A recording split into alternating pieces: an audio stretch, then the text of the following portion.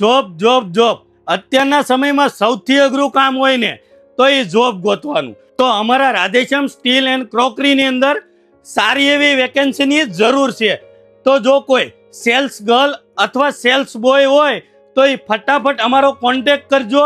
અને જો તમારે જરૂર નથી તો તમારા ફ્રેન્ડ અથવા ફેમિલીમાં કોઈને પણ જરૂર છે જોબની તો આ રીલને ફટાફટ શેર કરજો, જેનાથી એ લોકોને પણ જોબ મળી રહે.